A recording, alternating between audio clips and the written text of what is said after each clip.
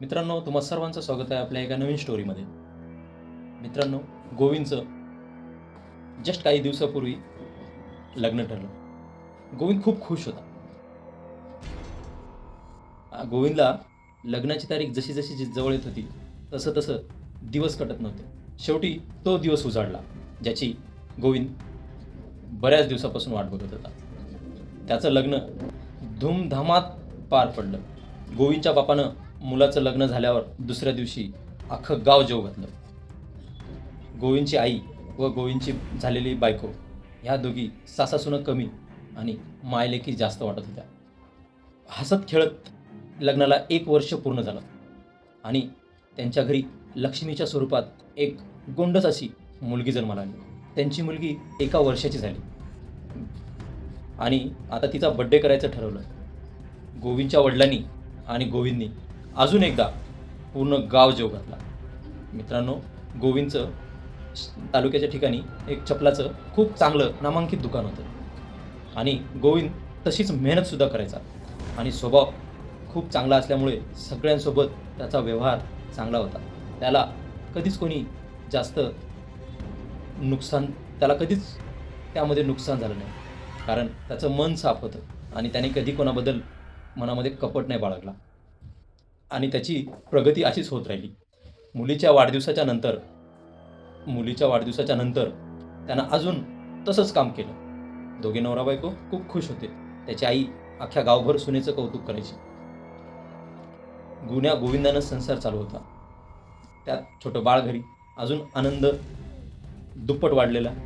मित्रांनो, अशाच ह्या परिस्थितीमध्ये गोविंदने काबाड कष्ट केले आणि एक गाडी घेतली 4 व्हीलर आणि काही दिवसामध्येच घर बांधलं आणि त्याच्या घर बांधण्याच्या उद्घाटनाला त्याने अजून एकदा पूर्ण गाव जेव घातलं. प्लस सगळे पाहुणे मंडळी, सगळ्यांना आमंत्रण दिलं. सगळेजण त्याच्या घरी आले. मित्रांनो, सर्वजण जेवणं वगैरे करून काही पाहुणे थांबले, काही पाहुणे गेले आणि उद्याचा दिवस उजाडला. गोविंद त्या रात्री चांगला झोपी गेला. दुसरा जे दिवस उजाडला, सकाळी 7 वाजता गोविंद उठला. त्याचं तिथूनच सुरू झालं. गोविंदचं एवढं जास्त डोकं दुखायला लागलं की आतापर्यंत जीवनात त्याचं एवढं जास्त डोकं कधीच दुखलेलं नव्हतं आणि एवढ्या सकाळी मेडिकल उघडले नसल्यामुळे त्याला तो त्रास सहन करावा लागत होता. असह्य त्रास होता. मित्रांनो, त्याने ते सहन केला आणि सर्व पाहुणे गेल्यावर 9 वाजता दुकान उघडण्यासाठी गेला. दुकान कसंबसं उघडलं. थोड्या वेळाने मेडिकल उघडल्यावर त्यानं गोळी घेतली डोक्याची. गोळी घेतल्यावर त्याचा थोडा बहुत त्रास कमी झाला, पण अजून अर्ध्या तासांनी सेम तसंच. घरी आल्यावर त्याने सांगितलं की माझं खूप जास्त असह्य डोकं दुखत होतं दिवसभर, म्हणून मी थोडंसं लवकर आलो. घरच्यांना वाटलं नॉर्मल डोकं दुखणं असेल, पण त्यांना काय माहिती, त्यांची फॅमिली एवढी खुश बघून, एवढा आनंद त्यांच्या परिवारात बघून, त्यांची खुशी, त्यांचा जो आनंद आहे ते कोणाच्या तरी डोळ्यात सलत होता. कोणीतरी त्यांच्या फॅमिलीचा नाश करण्यावर बसलेलं होतं. त्यांच्या परिवाराचा काट काढायचा होता आणि तिथूनच सुरू झालं षडयंत्र. त्यांचं ते वैभव, त्यांचं जे सुख शांती ती बघून काही जणांच्या ते डोळ्यात सलत होती आणि म्हणून त्याचा काट काढायला बसलेले लोक. मित्रांनो, आपण ज्यांना आपलंसं समजतो, कधीकधी तेच आपल्याला खूप मोठा धोका देतात. आपले वैरी असतात. मित्रांनो, कोणाच्या मनात कधी काय येईल आणि कोण आपला डाव करेल, कोण आपल्या परिवारासोबत कसा खेळून जाईल, याचा काहीही नेम नाही. गोड बोलणारेच पाठीत चाकू खुपसत असतात. गोविंद घरी आला आणि काही न खाताच तसाच झोपी गेला. घरच्यांनी त्याला जेवायसाठी उठवलं, पण त्याचं रूप वेगळंच होतं. मित्रांनो, तो नेहमी असा घरच्यांवर ओरडत नाही. चांगले संस्कार होते, पण त्या रात्री तो घरच्यांवर एवढा चिडला की अक्षरशः त्याने त्याच्या छोट्या मुलीवर हातसुद्धा उगारला. त्याचं हे वागणं सामान्य नव्हतं. मग घरच्यांना वाटलं तणावामध्ये असेल, स्ट्रेसमध्ये असेल, झोपू द्या. त्याला झोपू दिलं. सकाळी उठला 4 वाजता उठला असेल सकाळी. तेव्हापासून बडबड करत होता, एकट्याशीच बोलत होता. मित्रांनो, त्याने त्या दिवशी दुकानसुद्धा उघडलं नाही आणि त्याच्या पोटात अन्नाचा कणसुद्धा नव्हता. सारखं एकट्यामध्ये बडबड बडबड करत होता. बायको उठली, त्याची आई उठली, वडील उठले, काय झालं विचारत होतं. सगळ्यावर चिडचिड करत होता, राग राग करत होता. असामान्य झालं होतं. तो घरच्यांवर चिडचिड करत होता व त्याच्या वडिलांनी त्याला दवाखान्यात नेण्याचा प्रयत्न केला, पण तो ऐकत नव्हता. माहीत नाही एवढा कमजोर असताना त्याच्यामधून कुठून बळ आलं. ते वडिलाला सुद्धा ऐकत नव्हता. एक दोघं जण धरायला आले, त्यांना सुद्धा तो ऐकत नव्हता. एवढी ताकद आली होती त्यामध्ये. कमजोर तर होता, खाल्लेलं नव्हतं, पण त्याला जसंही दवाखाना म्हणलं त्याने गोंधळ घातला आणि तिथून पळून गेला. त्याची लहर संपल्यावर एकदा वडिलांनी प्रयत्न केला की बाबा चल आपल्याला दवाखान्यात जायचं. तर तो रडत होता.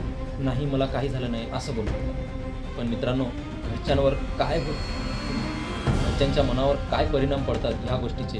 कारण त्यांचा एकुलता एक मुलगा, तो पण जवान, जिम्मेदारीवाला माणूस जर असं वेड्यासारखं वागत असेल तर घरच्यांची अवस्था खूप बेकार असते.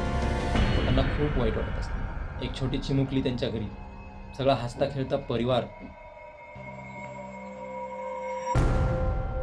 उद्ध्वस्त करायला बसलेले लोक काही असतात.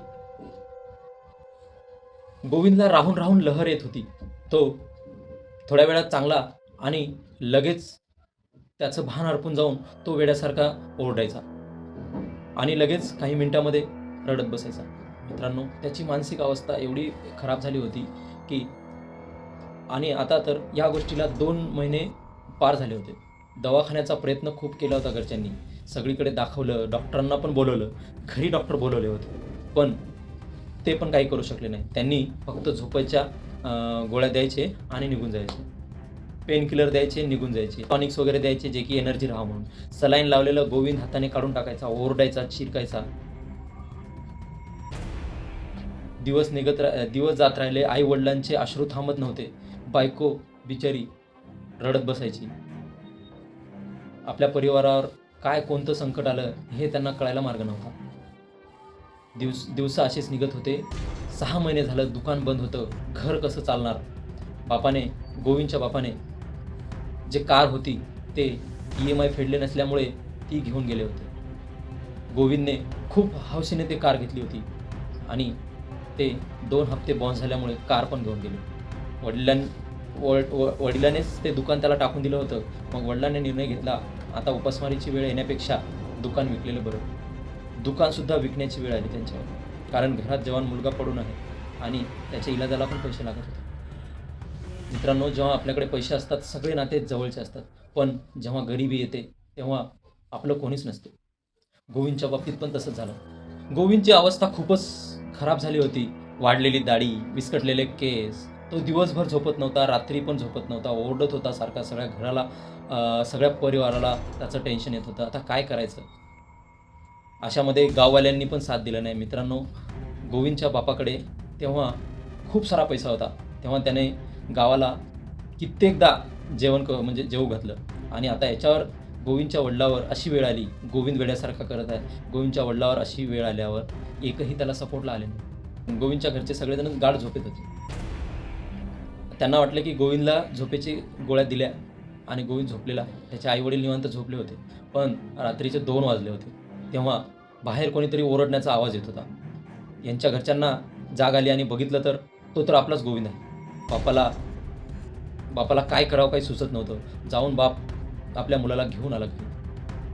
मित्रांनो, जेव्हा आपला मुलगा गावभर वेड्यासारखं चिरकत फिरतो, ओरडतो, तेव्हा एका बापाच्या जीवावर काय बेतत असेल याचा अंदाज पण आपण नाही लावू शकतो. गोविंद दिवसेंदिवस कमजोर होत चालला.